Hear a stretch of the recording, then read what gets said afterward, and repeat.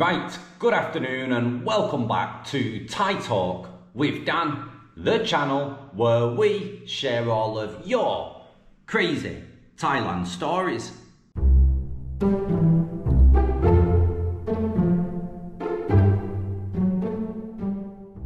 Right guys, this next story shows how fast and easy it can be for a Thai bar girl to lure a foreign man into her web of deceit and milk your finances slowly but surely.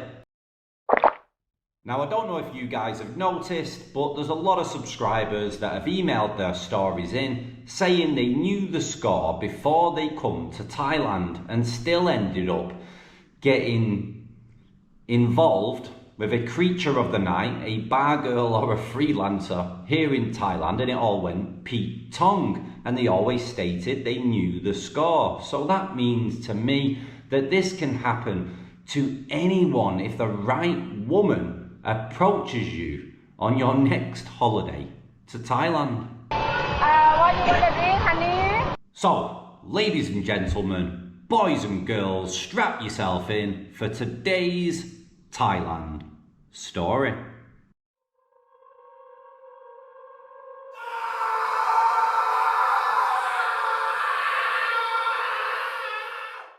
Hello Dan, I studied Thailand on YouTube, the do's and don'ts to know before you arrive. I knew about the 3-day rule when I arrived in Pattaya, but did not realise when I met this girl, and he has attached the photo for my eyes only. Like I said, I did not know how strong the draw is to some of these women.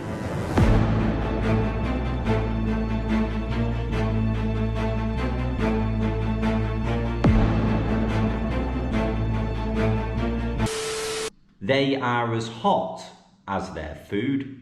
Surprising!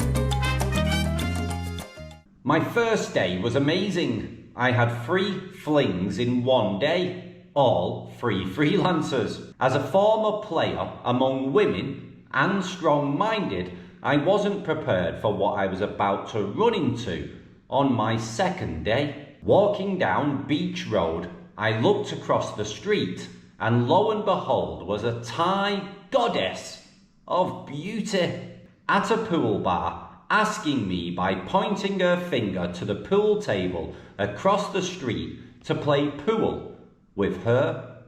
Shit, here we go again. So I said, tomorrow. I still had jet lag and was sweaty and not dressed for a lady date for the night.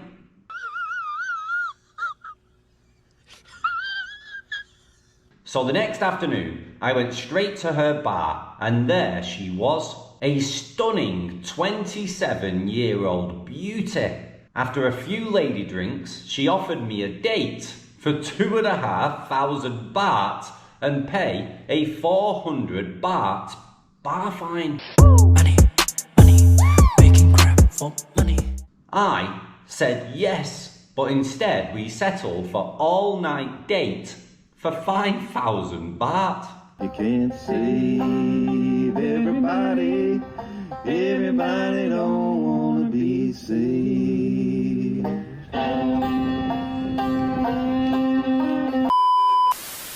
We went to my room. She left her ID at the front desk.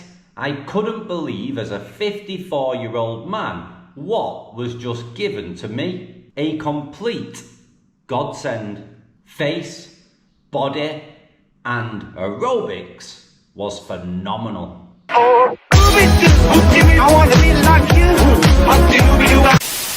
And in the morning, she left. Before lunch the next day, she texted me, begging me to come see her again, and I did. She was dressed to a T. She asked me how long I was here for, and I said 10 more days.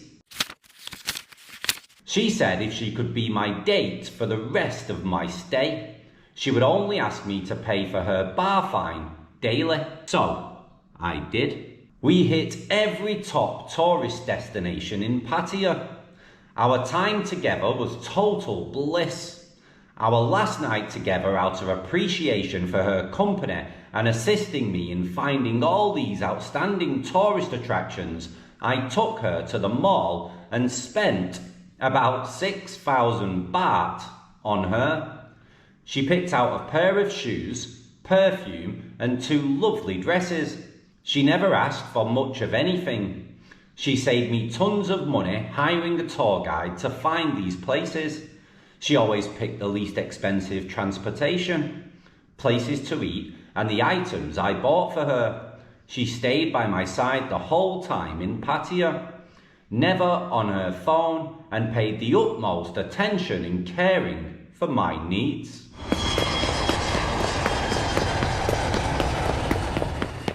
My last night, she also stayed, and when the taxi came to run me to the Bangkok airport, we kissed goodbye.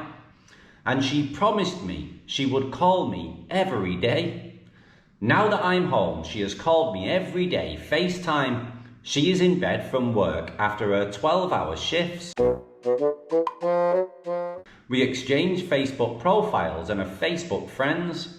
She does not provide me her friends list. Red flag. She never drank or smoked after work in front of me. No signs of drug use, has no tattoos. She was ultra ladylike, clean and proper, and spoke very little English. She also never likes to see pictures of herself.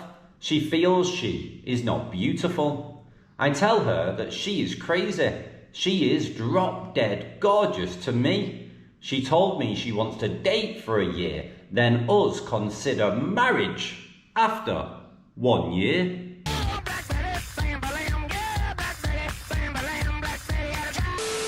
Now she does send 15,000 baht a month to her parents in Isan, and she said she has a 9-year-old girl that lives back in Isan with her mama, papa, grandpapa, and her 2 brothers.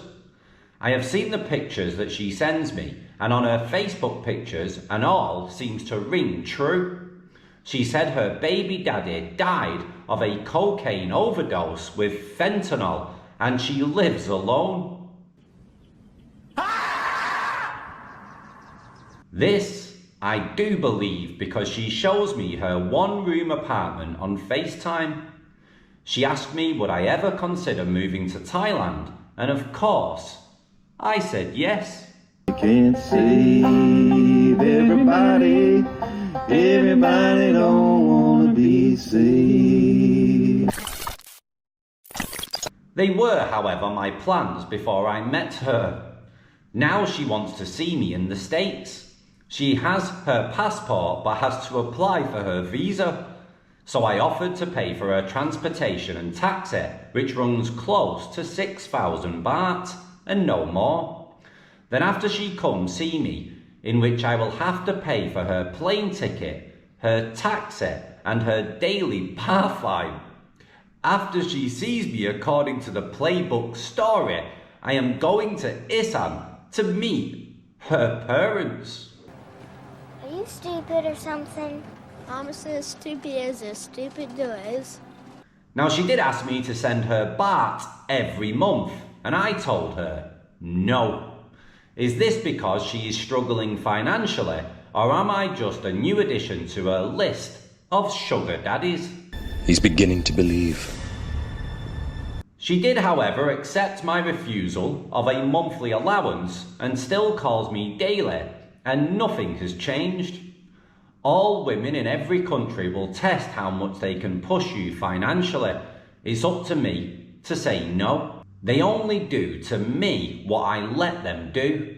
Here in the United States, dating and marriage is nothing but the short form of prostitution, bartering a girl's body for the use of goods and services. So what if this is a transactional relationship? If we are together and I can live within my means and relationship will last forever until I die, then what do I have to lose? Her customer dates don't bother me, that she is doing currently. She is doing it to better herself financially. I am a retired millionaire, and I don't want to go back to my poor humble roots, so I will never spend more than I am bringing in. That gets you broke. Now, if she does not agree with this logic, then off she will be.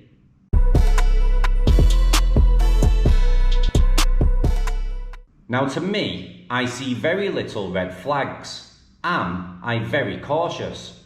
Yes, tremendously. I guard my heart as well as my finances. I have been married and divorced twice, each marriage for 9 years. I will never buy this woman a car or a house until I am at least 100. Sure, this is what I intend it to be. And we will live together before we get married. Now, is this a girl who just wants a better life for herself because Thai guys don't want a Thai girl with a child? So, her only other option is a retired wealthy foreigner, or am I being professionally played for the long haul? Please advise. Also, I am prepared to send you some beer money. Good day, mate. Best regards. Right guys, I'm just looking at the photo now, and the subscriber, yeah, he is a handsome chap. And the woman that he's with, for me, she's quite ordinary. She's dyed her hair to be brown, which is quite normal, and it looks like she's had some filler done on her nose, which is also quite normal here in Thailand nowadays. So from this picture, I can't tell really if she is tricky or not, but how they met, you would expect so. You hear that, Mr. Anderson? That is the sound of inevitability. Now, let me give you my advice. When she asked for the monthly salary and you said no, and she didn't kick off about that, what that basically tells me, and people in the comments may say I'm wrong, is that she just accepts that right now you won't do it. So she will either think of making up stories in order to try and generate that money, or playing the long game, hoping that it will come, especially when you get married, no prenup and all that, you know, she wants to get half of everything. Or she could have just took the attitude of, okay, I'll stick with you for now, see what happens, but I'm also going to deal with other guys, speak to other guys, or see other guys in my own free time when you're not around. And for me, that's probably what she thought, because I do understand the mentality of a lot of them, and they will go down that kind of route. But they'll stick with you and they'll stay with you and wait to see if anything good happens. And if it gets too tiring or you're messing up one of her other sponsors, etc., then that's where she will basically stop seeing you. Hey, but I could be wrong. You might have found a diamond in the rough. I know there's a lot of men searching for them and they are hard to find. They do think they found them at the beginning, but then they realise, unfortunately, it's not a diamond, it's a cubic zirconia. Good luck. And guys, as I said, it's the cool season now. There's going to be a lot of guys getting into a lot of trouble. There's going to be a lot of kissing at the airport. There's going to be a lot of new financial monthly donors. And there's going to be all sorts going on. And hopefully we will get to hear about some of those stories in the new year. So, if you want to share your own Thailand story yourself and get it out there on the channel, then send your email into thaitalkwithdan@gmail.com. And as always guys, thanks for watching, look after yourselves, there's a brand new week ahead, hope it's good for everybody. Ciao for now, bye bye.